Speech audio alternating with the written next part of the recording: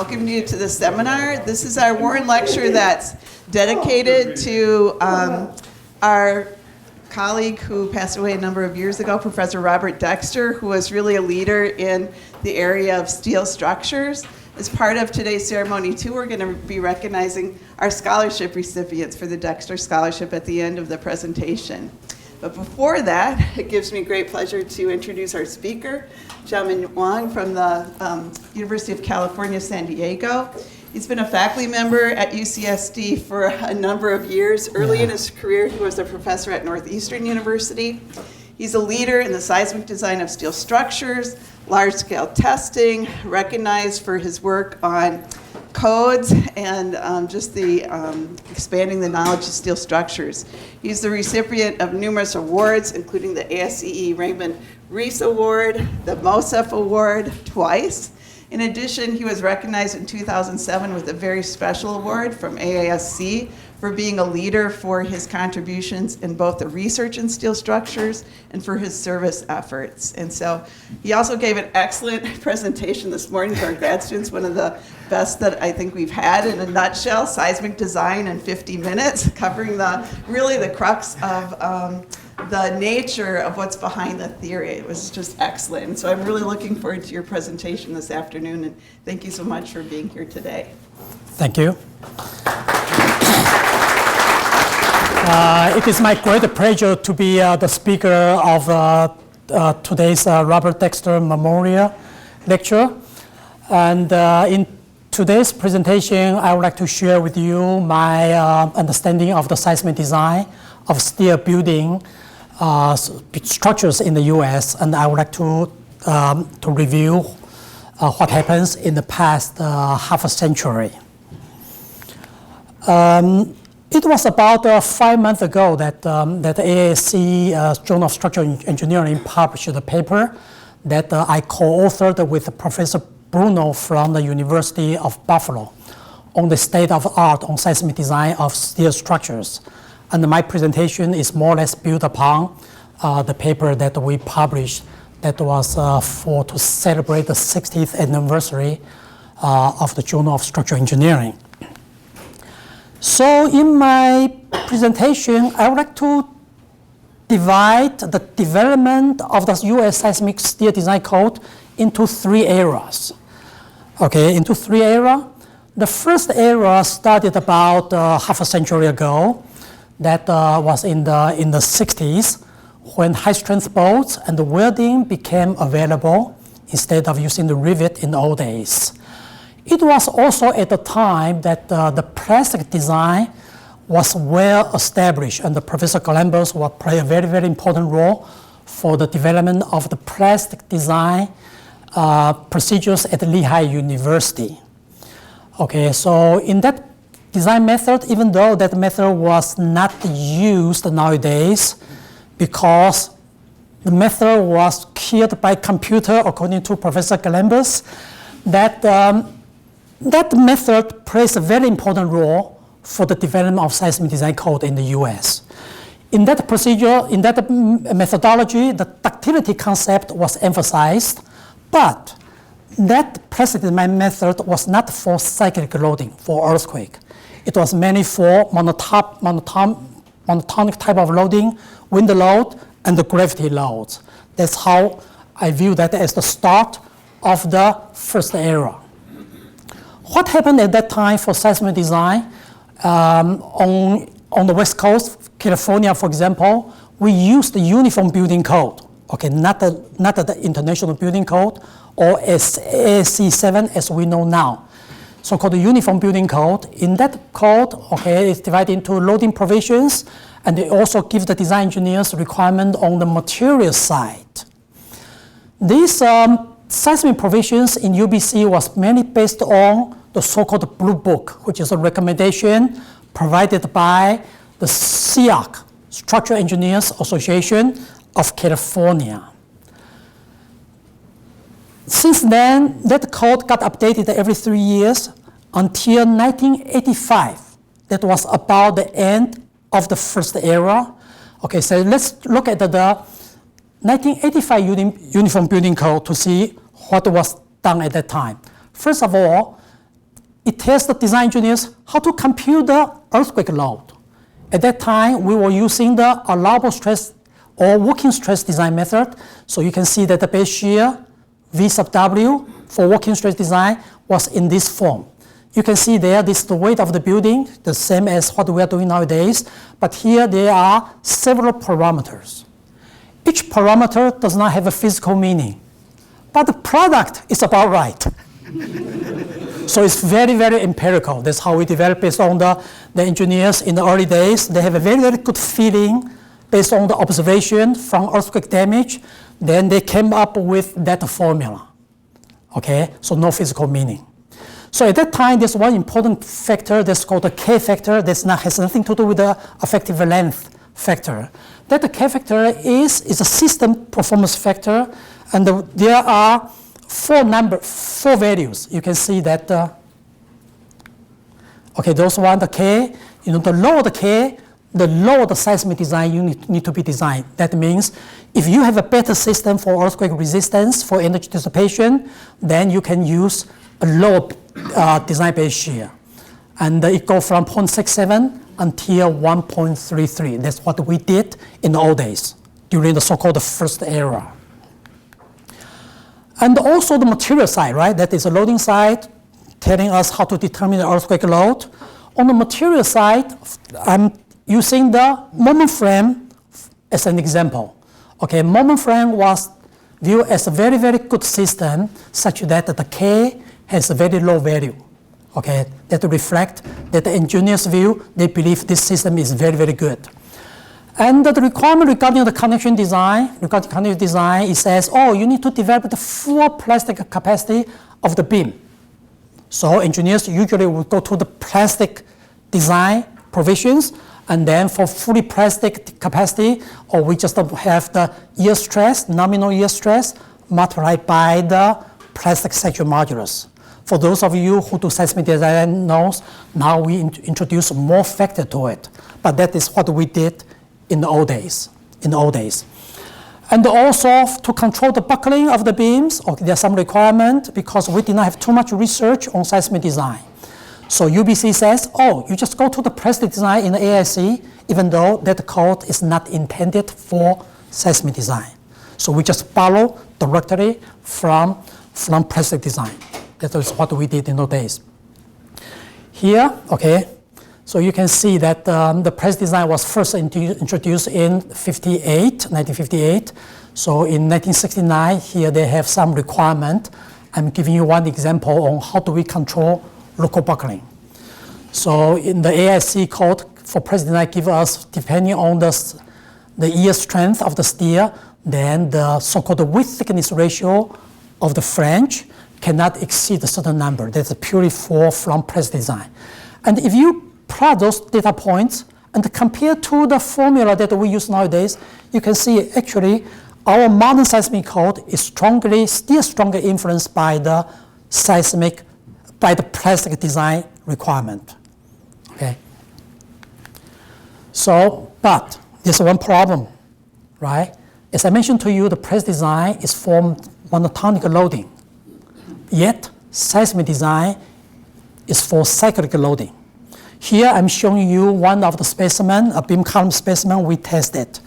Okay, for this member, W24 member, that at 4% story drift, okay, with the presence of an actual load that has a CA value equal to 0.2, that is about 18% of the actual load applied to the column, and then we start cycling the column back and forth. That column is about 18 feet long.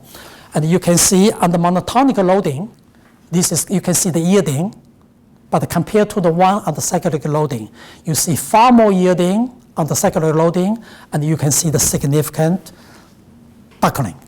Okay, that shows the effect of the monotonic loading and the cyclic loading. For brace frame, because brace will buckle, so the UBC says, oh, then you have to design for a larger load, so K value is higher. And it also says all members need to be designed for 25% more of the design earthquake load as compared to the moment frame, because we know the brace will buckle is not very, very ductile. It also says the connections, you also need to develop the full capacity of the member, which is very similar to what is required for the moment frames. As I said, we borrow from plastic design requirement, even though it's for monotonic loading. But it was around that time that some researchers started to do the cyclic loading research for earthquake applications, seismic design applications. And at the University of California, there was many done by Professor Popov. He started studying the cyclic effect of beams, column, connections, and eccentric brace frame, and so forth. And this is some of his early work. It's cantilever beam and the cyclic back and forth. That's how we starting to realize the importance of cyclic loading. And at the University of Michigan, that Professor Goyer and Professor Hansen also started doing brace behavior on the cyclic loading. That is what I know of the early research development in the United States. And you can see that the member sizes is 1 inch by 1 inch, very, very small. That was in the early days. They used reduced scale model for the cyclic testing due to limitation of the testing facilities, but that was several decades ago. Nowadays, we'll never do this small size. People will not believe in the result. Okay, there's one major difference, but that is what happened in the old days, so-called the first era. The second era started in 1988, okay, the Uniform Building Code. Again, this edition, 88, has the seismic loading provisions and the material provisions. Now let's see why I classify that as the start of the second era.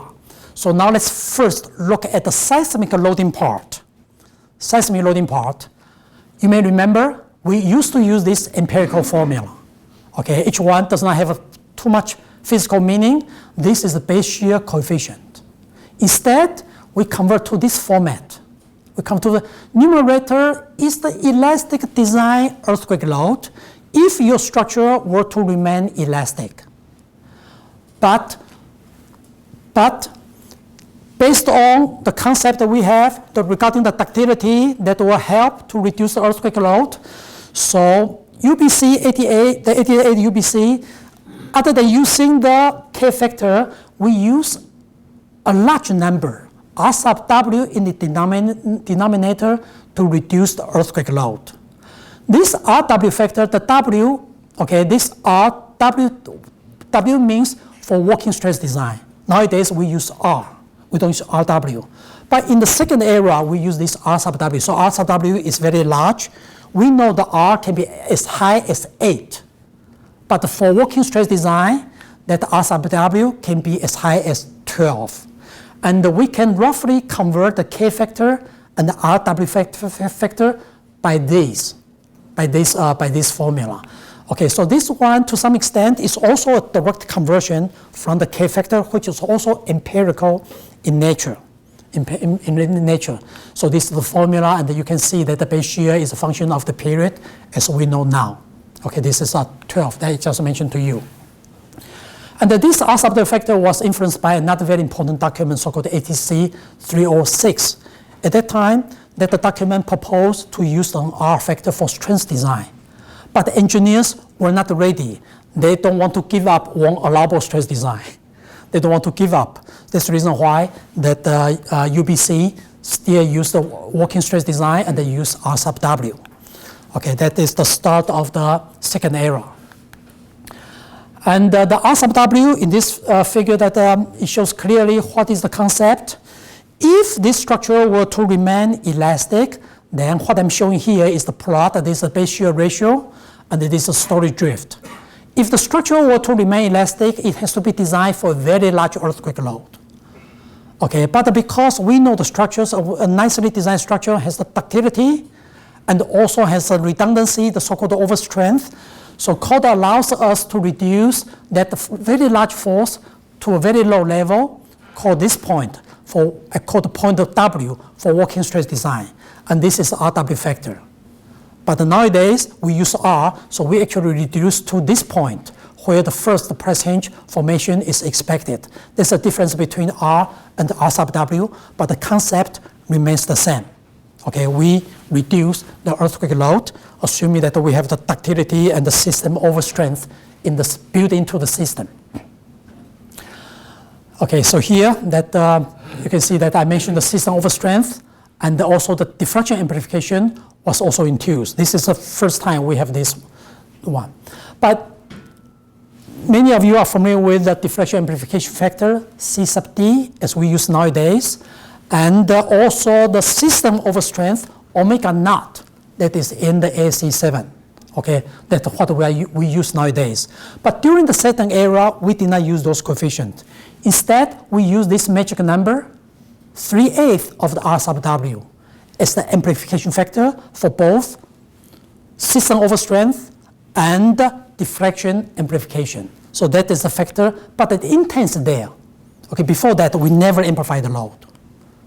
Okay, we never consider the system overstrength factor. So you can see with that 3/8 RW, it can be very large. It's 4.5. 4.5 is already, at that time in 1988, it's already impact to the engineers. You know, they have been performing the earthquake analysis. Now all of a sudden you are telling the engineer, when you check the column actual load, you have to increase that earthquake load in the column by a factor of 4.5.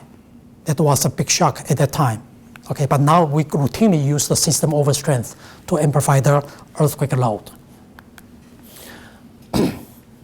Okay, here is the amplification factor I mentioned to you. Okay, this is 3/8 RW. We want to estimate because this is the design-based shear. Once we reduce the elastic force by R sub W, then you multiply by that factor to see what is the ultimate. This is the first time the code recognize the strength of the system is much, much stronger, and you need to design that whenever you're dealing with the capacity design. Similarly, we also know the building will drift more than what you will do based on that earthquake load and assuming elastic analysis. And we use that big factor to estimate what is the deflection in your building structures. The ATA UBC on the material side also incorporated some of the research that I mentioned to you a little bit earlier. For example, the research conducted at the University of California, Berkeley, and also at the University of Michigan. So that covers, so some of the requirements are reflected in the spatial moment frame design and the eccentric brace frame design, again, that was done by Professor Popov, and the concentric brace frame design, some of the cyclic research done in the early days were incorporated in the ATA UBC. Okay, here is one product from that Arrow 1 research, which is incorporated in the ATA UBC. Here is the beam to column moment connection for spatial moment frame, and many of you know that that connection actually did not perform well in the 1994 Northridge earthquake, but it was codified during that second era.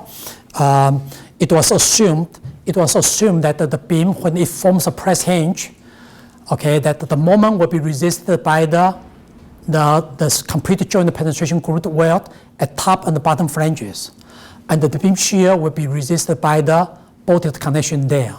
But unfortunately, the Northridge earthquake showed it did not happen that way. We practically did not see a press hinge. That's pretty embarrassing. On the concentric brace frame design, okay, that some requirement they were incorporated based on research. For example, that the post-buckling strength was considered when you design for the beam, for example, and you also have to consider unbalanced vertical load, which we do that routinely nowadays. But that was introduced in the second era, and in the first era, we did not even consider these. We did not even consider post-buckling strength. And the gusset connection design is also, there's some additional requirement that was proposed by Professor Astane that was incorporated in the ATA Uniform Building Code, which we continue to use nowadays. This is one example of that 2T requirement. Okay, this is the gusset connection that I took from the photo I took from our campus for the special concentric brace frame. And we are very, very careful. Code requires to put some limits such that the gusset plate, when the brace want to buckle out of plane, that you detail in such a way to accommodate that kind of deformation. This is another example. Okay, the brace want to buckle out of plane, and then we have to be very, very careful to detail the gusset connection, such that the member can deform as we want. Yeah, this is testing that was done by Professor Tsai at the National Taiwan University. The ATA UBC also incorporated some new system. For example, this one is the eccentric brace frame. That the idea actually came from Japan. Okay, but Professor Popov and his former student, Professor Roeder, did some additional study together with some other researchers at Berkeley in the 80s that was codified. They were codified, and the engineers on the West Coast to use that from time to time. That was interesting that nowadays this kind of construction become pretty popular in New Zealand after the Christchurch earthquake. Yeah. The Northridge earthquake I mentioned to you earlier showed that one kind of moment connection, pin to column moment connection, actually did not perform well. It did not perform well. And I view that as the end of the second era, that earthquake. And with that earthquake and the lesson learned, okay, we realized, okay, we did not do the things properly. Properly. It was around that time in the 1994, the SEOC, the Structural Engineers Association of California, also was deviating from the allowable stress design to strength-based design. Okay, for 1997 at that time. So I mentioned to you, we used R sub W at that time for working stress design, and they want to convert it to the R factor for strength design. Okay, that's a 1997 addition. So you can see the R and the RW. Again, are related to somewhat. For example, this is 12, then this become 8, right? The one that we use nowadays. And the R factor is the one that we use in ASCE 7, okay, for strength design. So the strength-based design, okay, we abandoned that, try to abandon the allowable stress design. And here that is RW, we work on that one. We don't work on that one anymore, okay? So, and also that one, we also introduced the concept of using the omega naught and the CT factor, and we stay away, deviated way away from the 3/8 RW as we did in the second era. But Northridge earthquake gave us a surprise. This is only one example, one of the building that we analyzed. You can see there are lots of damages at many locations. We realized that something was not right. The way we design, fabricate, and build steel structures is not right. The Northridge problem basically is a moment connection, brittle fracture problem. And this figure shows you, which is taken from FEMA 350. That was a result of the so-called SEC joint venture, and that is the problem. And that one, the beam bottom flange to the column flange welding, the complete joint penetration welding. Okay, there are lots of problem there. Once the crack start there, it may crack into the weld, or sometimes it propagates into the column, and in different form of failure mode. But basically, the issue can be traced back to the detailing, and the weld material issue.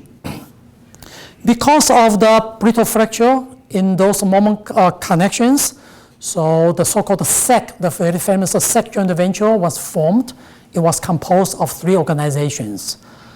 And I remember that soon after Northridge earthquake, that UBC, Uniform Building Code, the section on the moment frame design, was crossed out. Okay, you the engineers, you are on your own. We don't know what to do.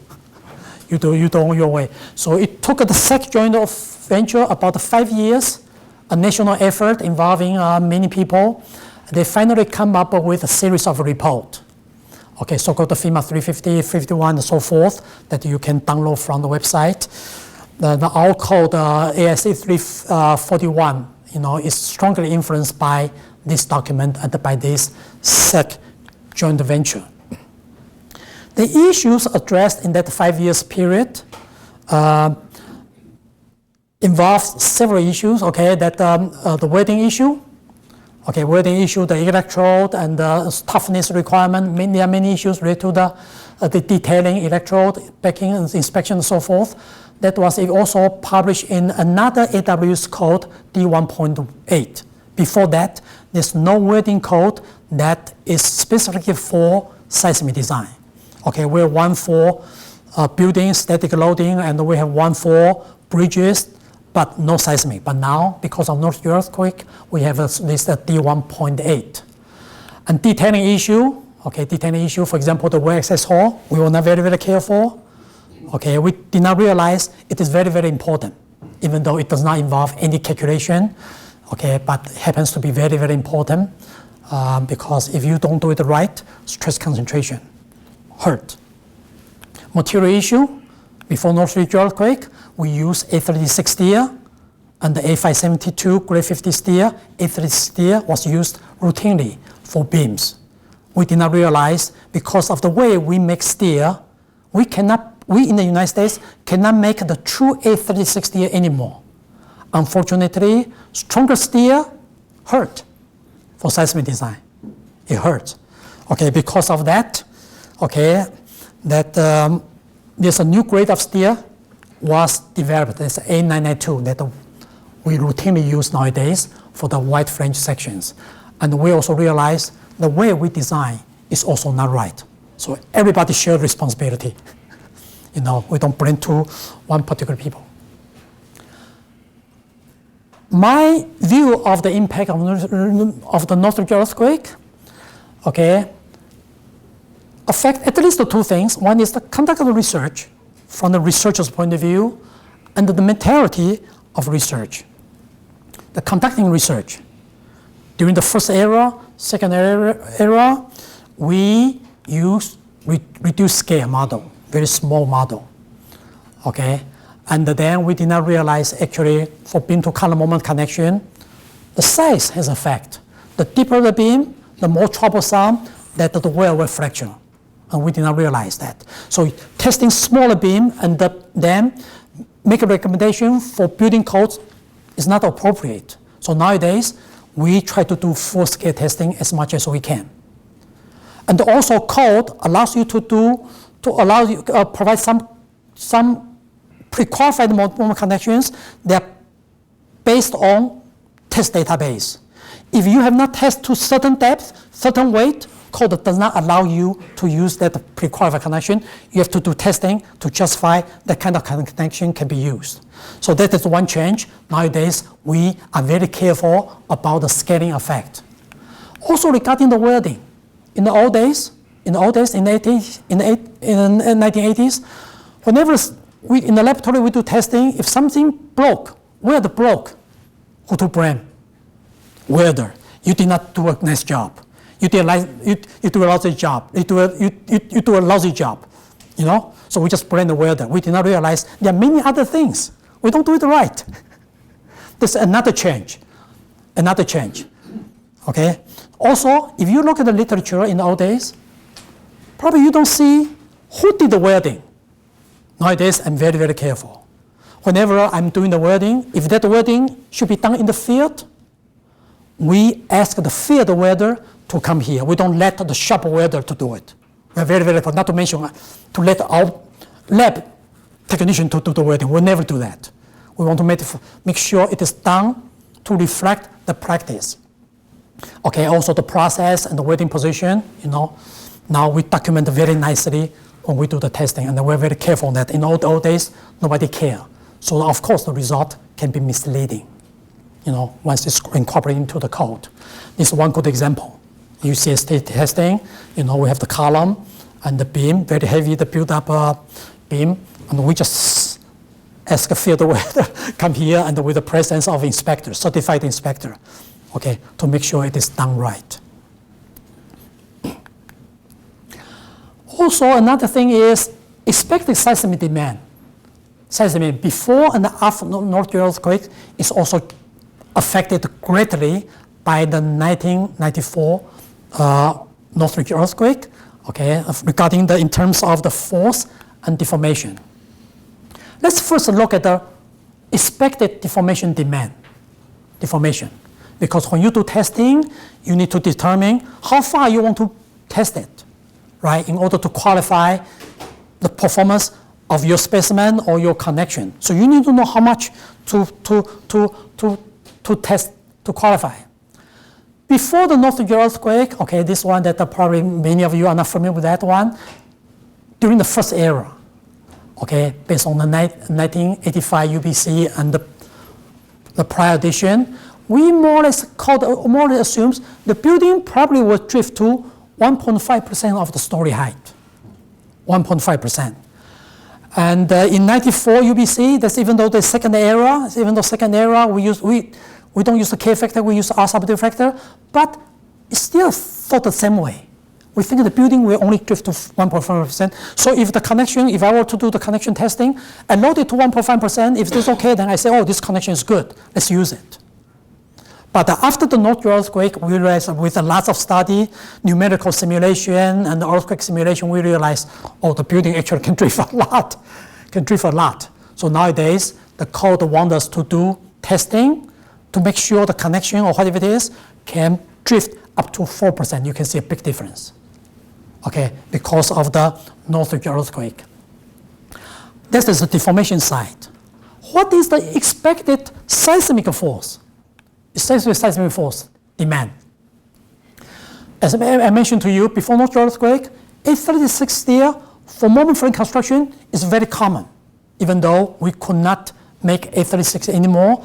The A36, the CIU, they call it dual grade steel, actually it's grade 50. It's grade 50. But unfortunately, you imagine once the beam is yielding, it will develop the plastic moment. So the force in the flange that is pulling the complete joint penetration groove weld will depending on the area of the flange and the actual yield stress. So if you use steel stronger than what you assume in design, you're in trouble. So the weld got overloaded. So that is the problem, right? Okay, after Northridge earthquake, now we are more realistic. We don't have A36 steel anymore. Instead, we use A992 in addition to use A992, we also put the upper limit on FY. Steel cannot be too strong. Before that, you get A36, you may get 50 KSI or 55 KSI. Stronger the better? No, not for seismic. Not for seismic, okay? So we put the upper limit on the yield stress. Beyond that, compared to the first era and the second era, we are also more careful. We realize even if you use A992 steel, the 50 KSI steel, but we realize the steel is somewhat stronger than what you specify. In this case, for A992 steel, we assume a value of 1.1. So you have to use expected FY to compute what is the force that the yielded beam will develop. In addition to that, which is not needed for press design, is for cyclic reloading, it will strain harden a lot. It will strain harden a lot. That's the reason why in the modern code, in the AISC modern code 341, we also have another parameter that requires engineers to increase further the force when we want to estimate what is the force demand to the structural members that are not expected to yield. Okay, the product of the Northridge earthquake, okay, we have 341 seismic provisions, okay, and then if you want to construct a moment connection, design moment frames, then you have to use another document, okay, because it tells you what kind of connection they have been verified by testing, that you can use for your moment connection. And I mentioned to you the D1.8. Okay, that is the welding requirement, okay, for seismic applications, welding requirement applications. Another product of the Northridge earthquake that I compare that in the US is prior to the Northridge earthquake, usually you don't see proprietary connection. Okay, you don't see too much of the proprietary connection. After the Northridge earthquake, okay, there are some engineers start to think, can I do better? Okay, can I come up with some other connections? That's the reason why that Northridge earthquake also triggered some, some engineers have triggered the idea to have some proprietary connection. I think that is a good way, even though you still have to pay. But people start to think to come up with a better idea other than just following whatever is out there in the code. Regarding that document AISC 358 on the pre-qualified moment connections, currently there are 10 connections that are pre-qualified, including 5 proprietary connections.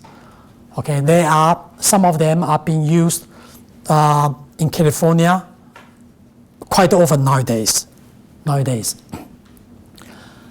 Okay, these 2 are the connections that is commonly used. Okay, this one is widely used. Do you see the so-called reduced beam section? Reduced beam section, we intentionally reduce the width of the flange such that the force that can be developed once the beam is yielded, the force is limited, because if the force in the beam flange is too high, the weld will hurt. Okay, that's the reason why we have this so-called reduced beam section. That is very common, this kind of construction. Another type of connection is pre-qualified so-called bolt flange plate moment connection involving bolting that does not require field welding, but is not common. Yeah, the people on the West Coast still like to do welding. Yeah, they don't like to do bolting. That's as far as what I can observe. The current status of the systems, we have in the AISC 341, we have a spatial moment frame, we have a spatial concentric brace frame, we have an eccentric brace frame, Buckling-restrained brace frame, and the steel plate shear wall, and some innovative system, and also the composite system. Okay, again, the composite system is not common for building construction for seismic resistance on the West Coast. For spatial moment frame, I mentioned to you that we benefit a lot from the research findings from that SEC joint venture. So the AISC seismic provisions are mainly based on that SEC study.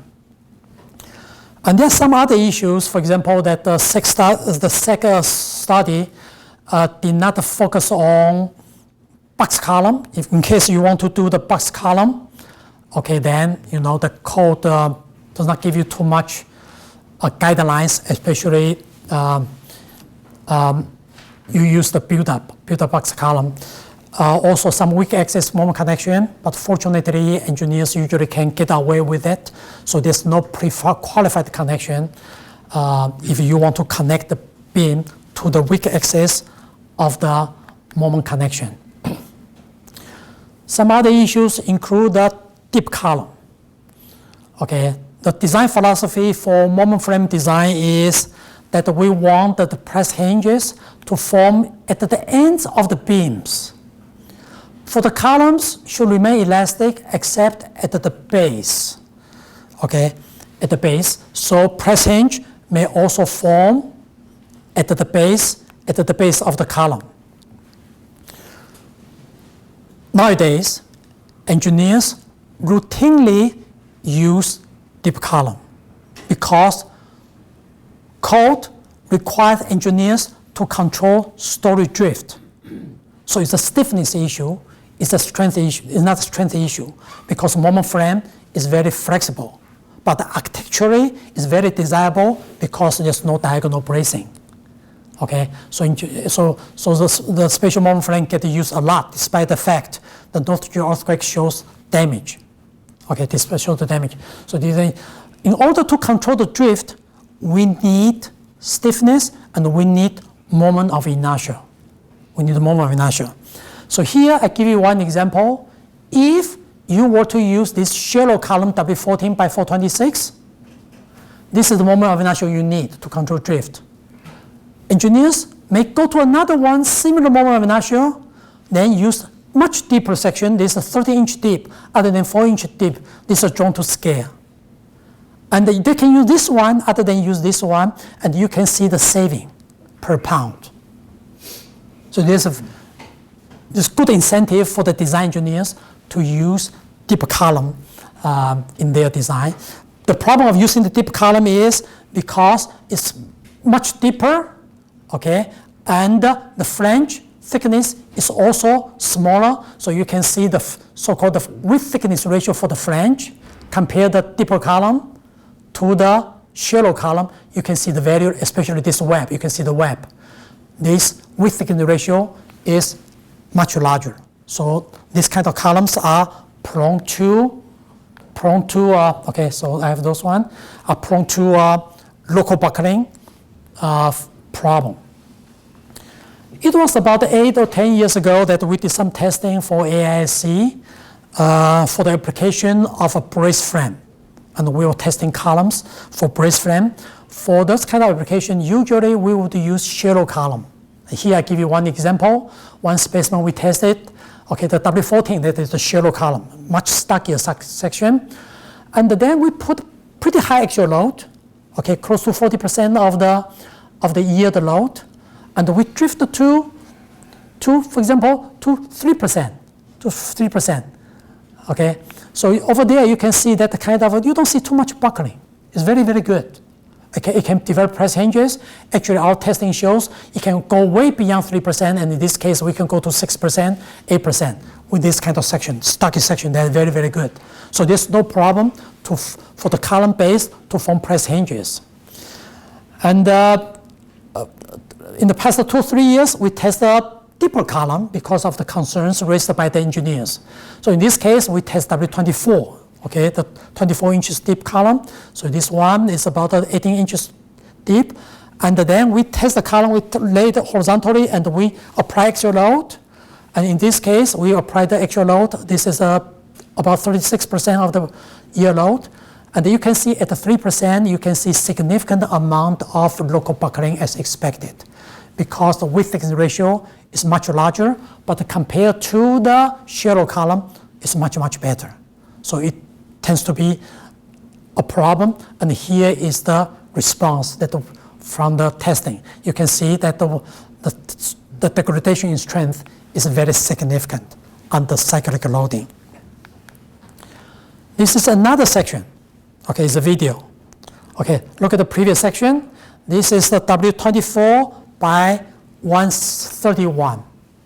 Okay, the video I'm going to show you is stockier. Okay, it's the stockier section. That means the B over T for both the flange and the web are lower. The ratios are lower, so it's supposed to perform better. In the previous testing, that we were able to form press hinge in the plane of bending. Okay, now let's look at the testing. Okay.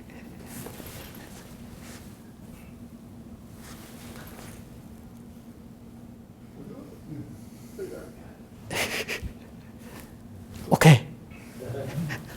Okay, so we speed up the movement or the motion. Okay, we do it statically, and we should expect the press hinge. We should expect yielding, right? We are expecting press hinge. Hopefully in plan, you can see the yielding. Okay, yielding. Okay, now you see all of a sudden you see the yielding length is very, very long, which is very unusual. Okay, you can also see the pattern of yielding is not uniform. Is the indication of warping stress. The column is twisting. It's twisting. We did not realize the column would behave this way. This column is stockier than the previous one that did not have the out-of-plane motion.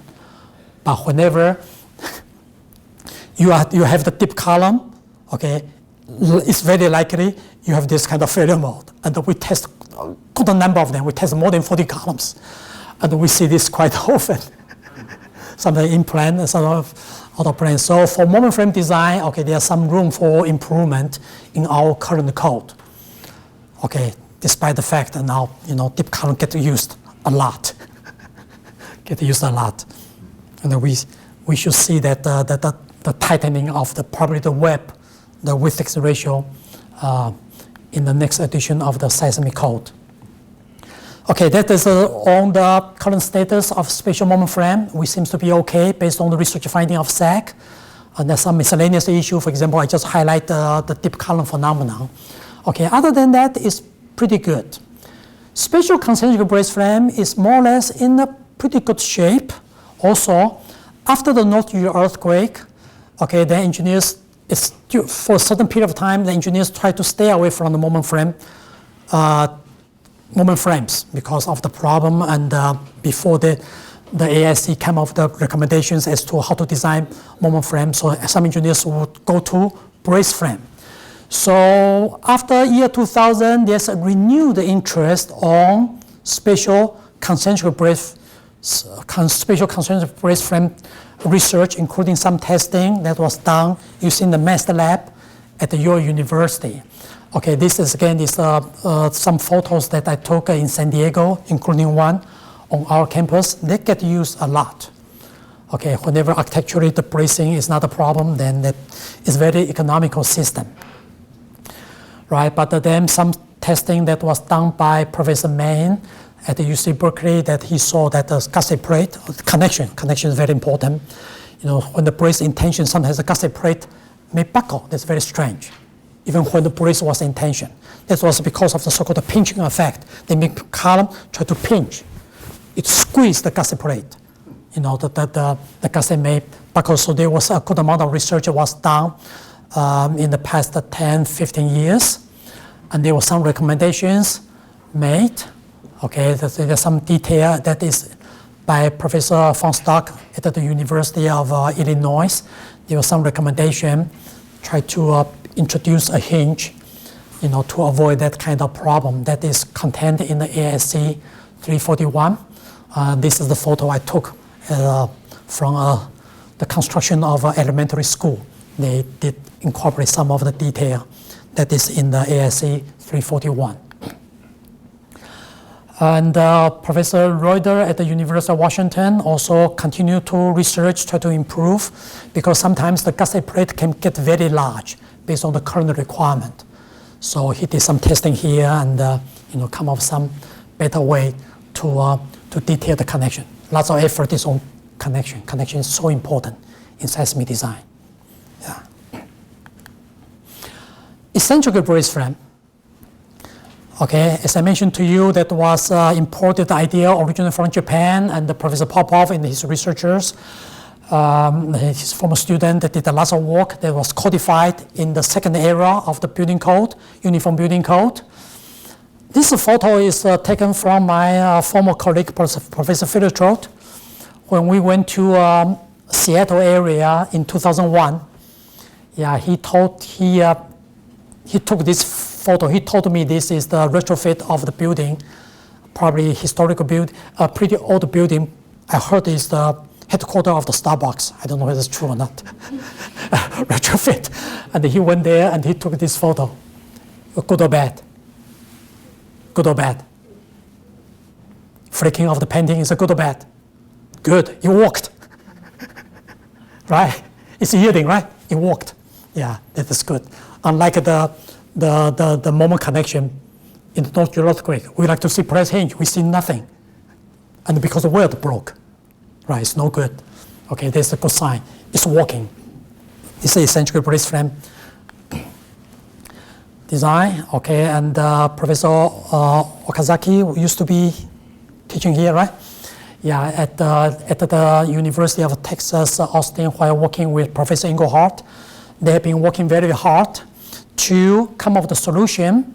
Okay, the previous slide I showed you that the link is in the middle of the bay. But sometimes the EBF is right next to the column. And because of the Northridge earthquake experience, we know that the moment connection is not likely to work. Even though a good number of buildings have been constructed this way, the link is right next to the column.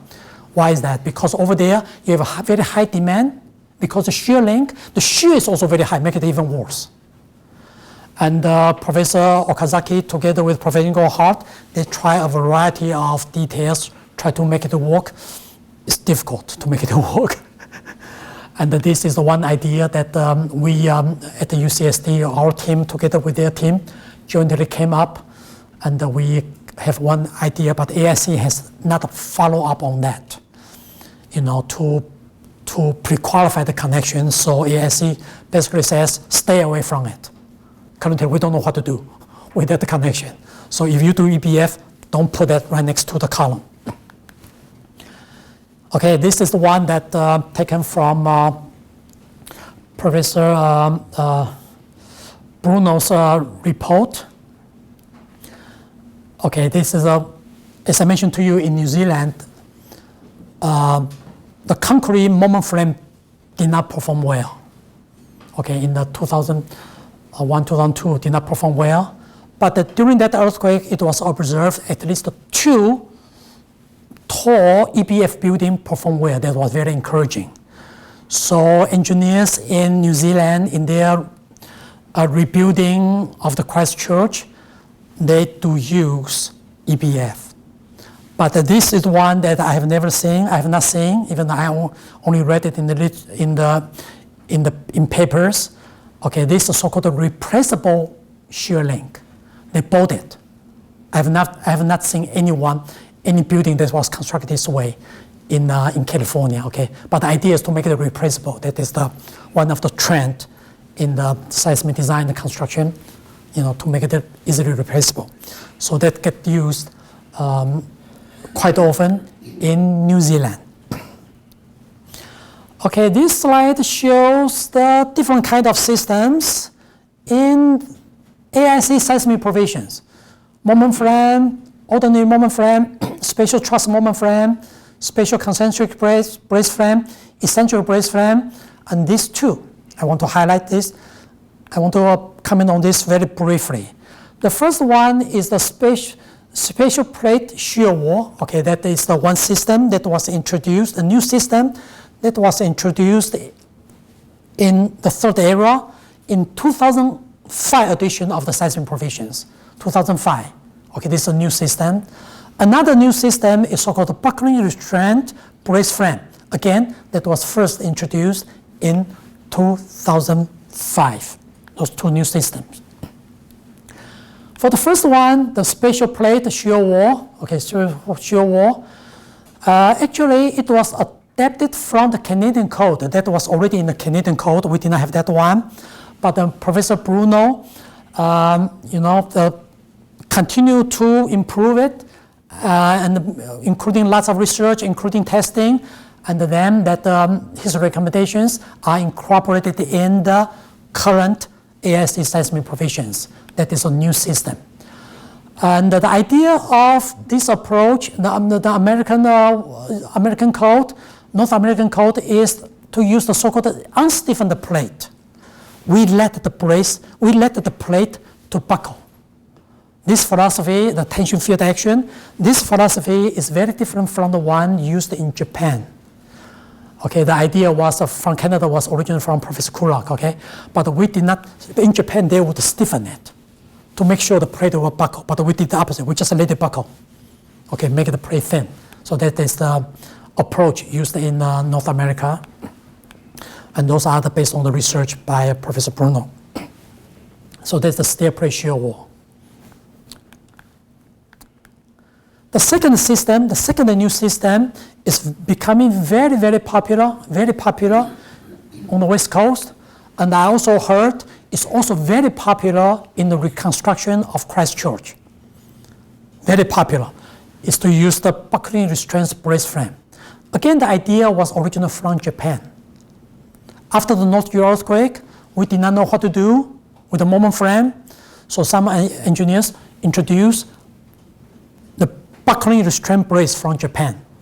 Okay, they started with one building, and then later on, it get rapid acceptance, very rapid acceptance in the US in a few years. That, based on my observation, is very amazing.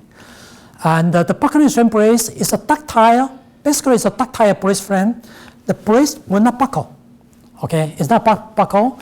And the first product was from Nippon Steel. We called, the trade name is called unbounded brace. Currently, we have unbounded brace, and we also have US BRB producers, so the price drops, and it becomes a very economical system also. Why will this system get accepted so soon, even though the idea was originally from Japan?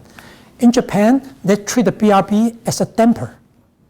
So engineers may have to do sophisticated analysis, nonlinear analysis, time history analysis, and so forth. In the US, it's too complicated. So to a young engineer at that time, Saberi and Lopez, then they come up with a procedure that is compatible with the equivalent lateral force procedure using the R factor. So they come up with the R factor, and then with the procedure, with the ductility design, and with the capacity design, and they codify it. So in my view, that they Americanized their design process, which was treated as a damper in the US. Now, typical design engineers can use it. That is another reason why the BRBF is becoming more and more popular. Okay, even though it's so popular, okay, but my personal observation is based on available research, the residual drift after an earthquake, the building is tilted, which may be a problem. So this kind of system, is likely to have a large permanent deformation. That is one of the problem. Okay, one of the problem. And some research also commented that with the BRBF, because you get very, very nice bilinear hysteresis behavior, so the damage is more likely to be concentrated in the particular story. That is another conclusion that I observed from the literature. The gusset connection is very important. That if you don't design that properly, the gusset may fail, as evidence from some of the testing that again was done by Professor Tsai in Taiwan, that in their system level testing. Okay, the component performs well, but once you put into the system, then you have to be very careful. Okay, be very careful that, but there are ways to easily overcome this problem. That making sure the gusset base is not too long, the unstiffened edge is not too long, or by proper stiffening of the free edge, that kind of problem can be easily overcome.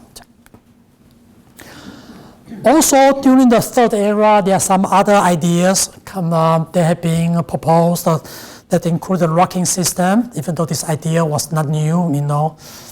Long time ago, the Professor Hausner at Caltech, proposed some rocking system, and Professor Croft in the 1970s also did some shaking table testing as used in Berkeley. And about 20 years ago, a good amount of research was also done on the self-centering, system with post-tensioning. Okay, a good amount of work. And recently, there also the so-called strong back system that have been proposed. Okay, this is the one that I took from one article, from Dr. Ostrow's, from the Exponent Incorporated. That is the building that might have been constructed, very large building was constructed probably last year at Reno. That's for Tesla to make the battery. Huge facility. Okay, and I was told by Dr. Ostrow that they have very, very tight schedule, and sometimes with incomplete information they have to design it, okay, and deliver it. So they come up with a way. So they come up with the rocking system. This is the rocking system there. Okay, they use this like a strong back. They use strong back to force the building to deform in the linear manner. So the story drift angle is uniform. Story drift is uniform, such that those BRBs will yield in a uniform manner and not to concentrate in the particular story. So that kind of idea, innovative idea, is being implemented. But to codify it is another matter. I think for this case, they still have to perform a nonlinear analysis in order to verify their design. Okay, this is my last slide. So in my presentation, I talk about the first era up to 85, and since 1988 until the Northridge earthquake is the second era. We start to have the capacity design and the ductility design concept, but that was interrupted by the third era. Okay, so when we go to the fourth era, I don't know. As you know, that our last major earthquake was the 1994 Northridge earthquake, and the earthquake, the big one on the West Coast, is long overdue. And but we can learn some lessons from the New Zealand earthquake, 2010 and the 2011. Based on a report by Professor Bruno and Professor McRae, published last year, based on their survey of the construction in 2016 and 2017. They observed the buildings constructed, okay, at Christchurch in those 2 years. The floor area ratio is shown here. Okay, still get used a lot. Whenever they use concrete, they tend to use shear wall, probably no moment frame. Reinforced concrete moment frame is constructed as far as I understand. And from this statistic, you can see that they seem to have more confidence in steel. In California, whether we are doing well or our building code is okay or not, I think that we have to wait for the next one before we can make that conclusion. You know, for example, I mentioned to you the deep column phenomenon. Okay, get used a lot. Whether they are okay or not, it remains to be seen. Okay, and with this one, I would like to conclude my presentation. Yeah, thank you.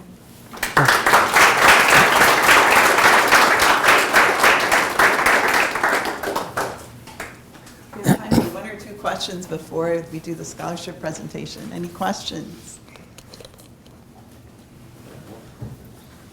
On one of your slides. Sorry, before you, it doesn't sound in the room, but it's recorded on that. Oh, okay. On one of your slides, Chia-Ming, for the steel shear wall, you had in red letters noise issue. Oh, yeah, okay, I forgot to mention that to you. Yeah, I'm the only one who talk about this one. You know the bending bolt problem, right? The bending bolt problem. Even one bolt, two bolts in the building got slipped. Big bang. People think that, you know, very scary, very scary. I have not tested the steel plate shear wall, but I know for testing steel plate shear wall, because once you reverse loading, the plate will buckle back and forth. Whenever there's a reverse of a loading, you heard a big noise like a thunder. Like a thunder. Okay, and in the earthquake, going back and forth several times, that kind of noise, it's a lower frequency noise. The one that, because I was involved in the testing of the bolted flange moment connection, the bolted flange moment connection I showed you earlier, and then the bolt was slip, and that is a slip critical bolt, the pretension bolt. And whenever bolt slip, it's very loud. And you put many bolts, and in the earthquake, in the building with many connections, it can be very loud. Okay, but I'm the only one to remind the engineering community, it's such a problem, don't be surprised. If you rely on this kind of system, you don't say, I don't tell you that. Okay. It can scare the occupants. Oh, it's because I have done a good number of testing with the bolt slippage. It's very noisy, very loud. Yeah, unless you are there, you know, you.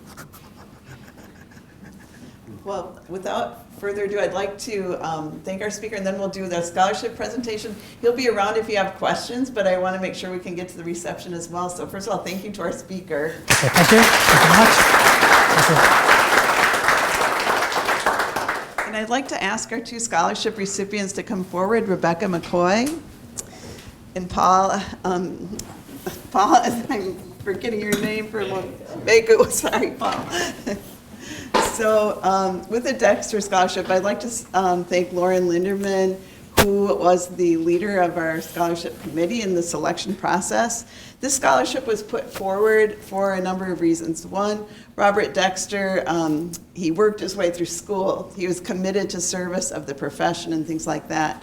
And for both of our scholarship recipients, they're not only great students, but in addition to that, they've worked their way through school in multiple jobs, now through internships with Walker Parking, and continuing that through the academic year as well.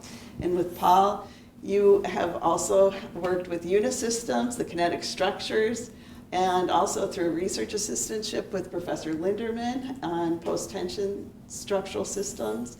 And in addition to that, Vice President of ASCE, who put on the Career Fair, which is a tremendous service this past year too. So for both of our students, I just would like to greatly commend you for your work. And this is really, the scholarship is very meaningful to our department. And so I have some plaques to give to you. And maybe Professor Labus, you can come forward and pass out the plaques.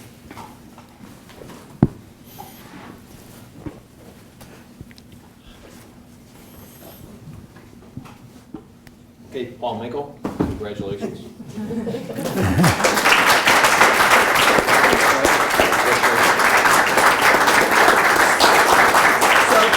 We'll adjourn and have the reception in the rotunda area. And again, congratulations and thanks to our speaker. Yeah. I'm so sorry. It's okay.